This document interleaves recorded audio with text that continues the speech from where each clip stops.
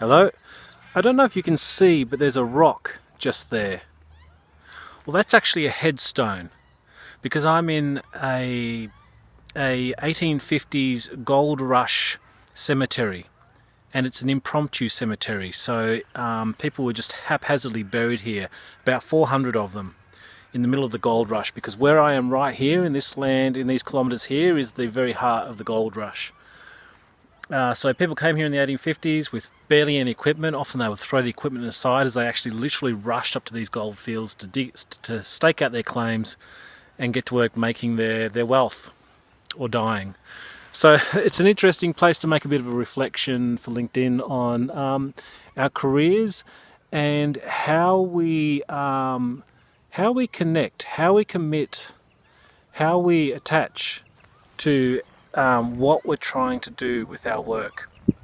And here's a distinction that's rooted in ancient philosophy, especially Stoic philosophy, and it's a distinction between attachment and preference. And the difference here is that preference can be deep. Preference can go deep within you. It can be a deep form of love and hope and so on. But written into preference is the concept of impermanence.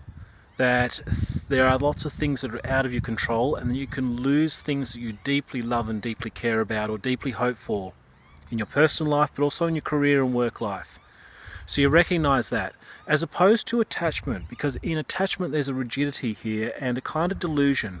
What happens in attachment is there's a sense that your whole being depends upon this. But of course we're talking about things that are impermanent, things that can change or get lost and so on. So when you lose some of these things, as you inevitably will, if you're too attached, you shatter. You shatter, and hence you fall into a depression, or you live in a state of anxiety always because you're in a state of threat because you could lose it.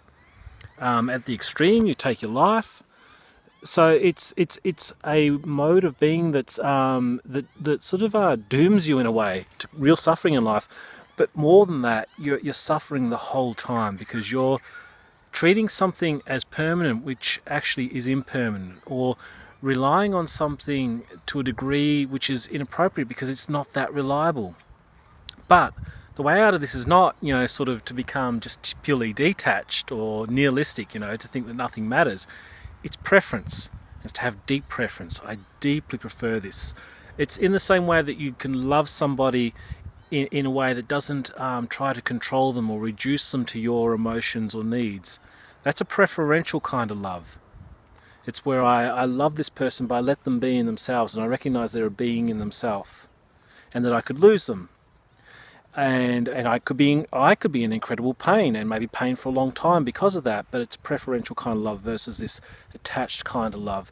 And this happens in work as well. You're aiming for things, you have a project, you have a pursuit. Approach it like a deep preference and be passionate in that, versus a deep, desperate attachment which can shatter you.